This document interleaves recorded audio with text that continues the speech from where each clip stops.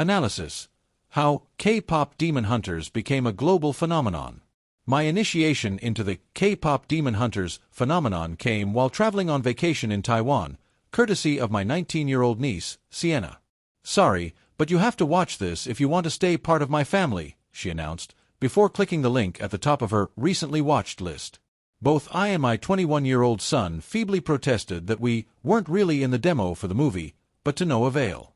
90 minutes later, we found ourselves repeatedly rewinding it to belt out our own baritone versions of the show's soaring power ballad, Golden. It turned out we were in the demo after all. And so are a legion of other viewers of all backgrounds, who have watched it 106 million times and counting, putting the debut feature from Maggie Kong, its creator, co-writer and co-director, on pace to become the most watched animated movie in Netflix history while sending it soaring up the lists of the platform's most watched movies of any kind, period. Since its premiere, the movie has hit Netflix's top 10 list in all 93 countries the streaming service tracks.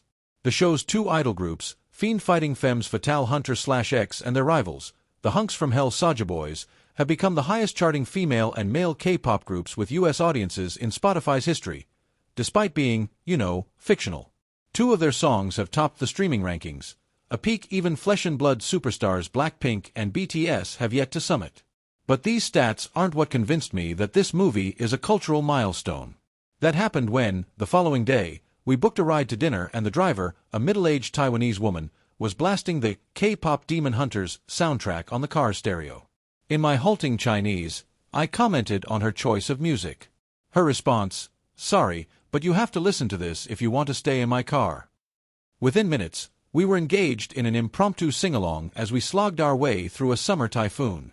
What accounts for the staggering popularity of K-pop Demon Hunters? It's not quite your little indie film that could. It was produced by Sony Pictures Animation, the studio behind the Spider-Verse movies, but Netflix initially didn't seem to know what it had, doing relatively little to promote the movie, which recorded a relatively modest 9.2 million views in its first week. And then, shockingly, it grew by word of mouth. First among those passionate about K-pop, of course, then far beyond that group. It seemed to dance with ease among American, Asian, and other global audiences, grabbing eyeballs and planting earworms along the way. Even viewers who think Blackpink in your area sounds like a medical diagnosis found something to enjoy. That expansion of the audience might have to do with the fact that many on the film's creative team are Asians in North America, whose cultural roots on both sides of the Pacific help them to intuitively find the Venn diagram overlap of taste in between. Kong is a Canadian who was born in Seoul. The stellar cast largely comprises Korean Americans and Canadians. The film's dialogue, and the tone, accent and diction in which it is delivered, is North American English. Even the songs are sung in English, with a few Korean lines to keep them honest, by performers born, raised and/or educated in the U.S. and Canada. It remains an authentically South Korean story, with details and references that reflect a deep and careful respect for the nation's history and pop culture, but one told through the lens of the South Korean diaspora. It sounds like a paradox, but it's about balancing the universal and the specific, says actor Daniel Dae Kim, who has a small but hilarious role in the movie. By leveraging the identity of diaspora Koreans, K-pop Demon Hunters was able to create something that anyone Korean would recognize, and anyone not Korean could understand. That makes K-pop Demon Hunters exceptionally rare in Hollywood, although it might become less rare very soon. An example of how Asian Americans can serve as the interpreters and globalizers of authentic and original Asian stories, bringing them to the world without the stigma of whitewashing that often occurs when content crosses oceans. It's a promise we've been waiting for ever since San Francisco-born and Hong Kong-raised Bruce Lee proved that an Asian American storyteller could fuse two cultures to make something universally beloved.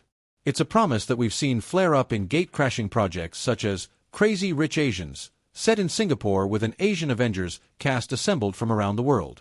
And with the triumphant breakout of K-pop Demon Hunters, it's a promise that many hope is on the verge of being fulfilled.